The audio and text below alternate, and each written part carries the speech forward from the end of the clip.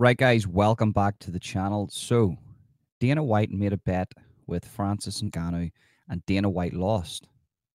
Dana White lost out on so much money and so much potential for the UFC. I don't even think you can actually fathom what's went on here. And Dana White, whenever he made this bet,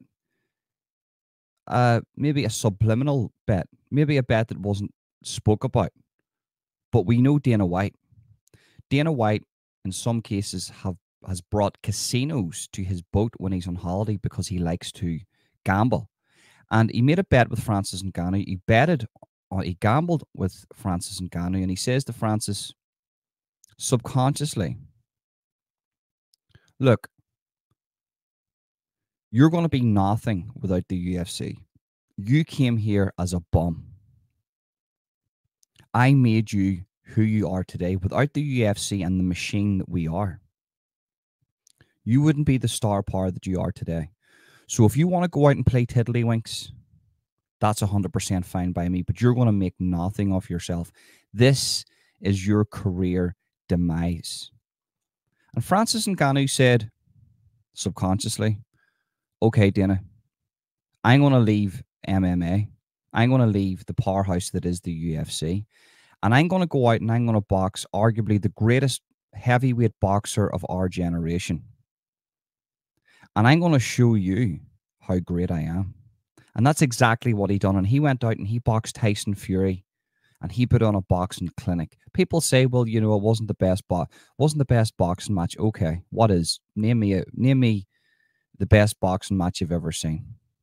Even Mike Tyson had his moments where he wasn't technically sound, and Lennox Lewis and all the rest. So it was an exciting boxing match. People say it was shit. It wasn't shit. It wasn't the worst.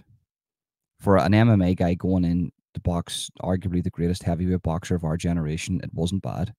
People say Tyson Fury was below par, but I say to that, it doesn't matter if Tyson Fury has the flu, a broken leg, one eye, and whatever. He should still be able to go in there and beat a guy who's not in boxing, in that sport, in that combat sport, in this elite combat sport that's been around for over a century. And he is now considered one of the greatest in our generation. A guy went in there not and put on a boxing clinic against Tyson Fury, regardless if it was subpar or overpar. It doesn't make a difference. He went in there and he done the job. He should have went in there and he should have looked like a clown. No footwork, no head movement, no body movement, no ring generalship. I seen a lot of ring generalship from Francis Ngannou. He controlled that ring. He controlled it. There was times where he was switching to southpaw. He was in the center of the octagon, center of the ring. Old habits die young. Tyson Fury would take the center and then he wouldn't know what to do. And Francis Ngannou always had an answer to the question that Tyson Fury was asking. And then at the same time, Dana White would have been watching that and he would have been saying to himself, what have I done here?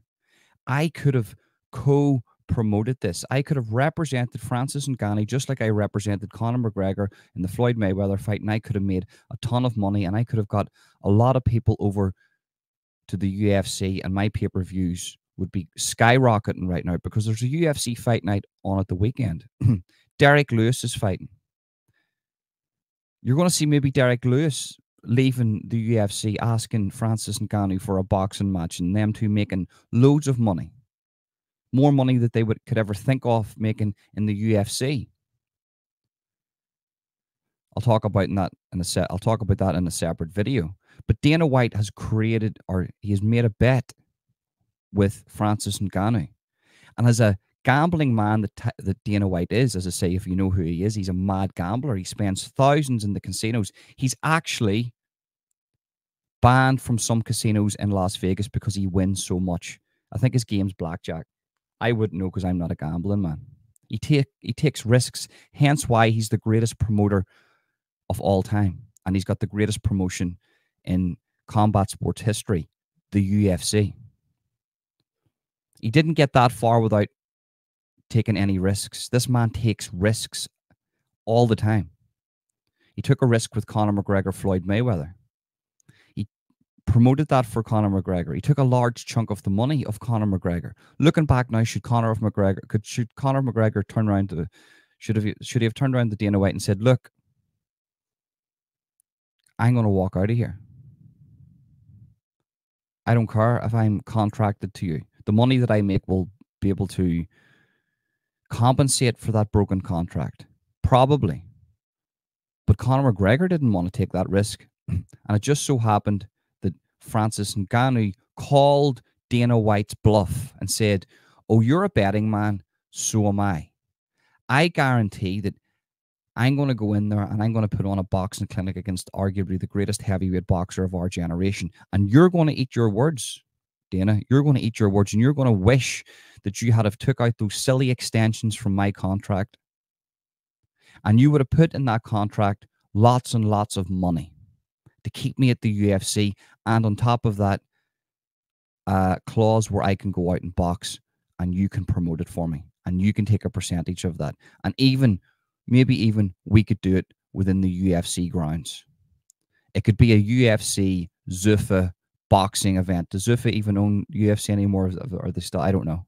Maybe I'm wrong about that. But whoever is the entity that controls the UFC, they can get a large piece of the pie. And I'm still with the UFC.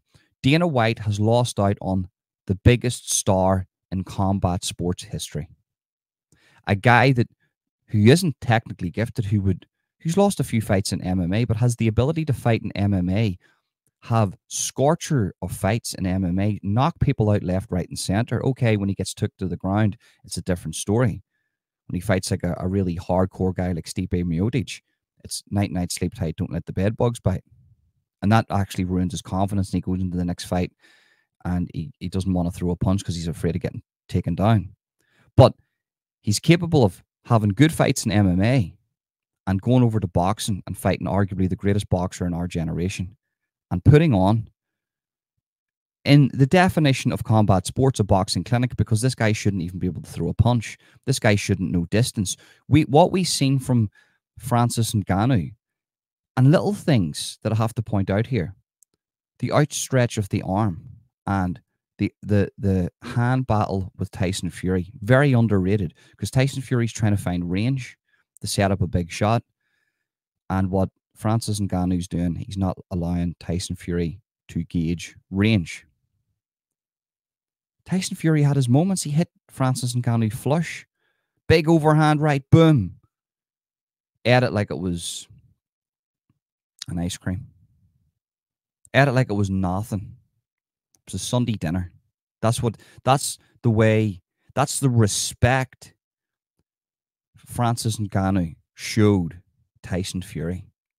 No respect. So Dana White lost the bet. And Dana White right now is scrambling because there's no way back.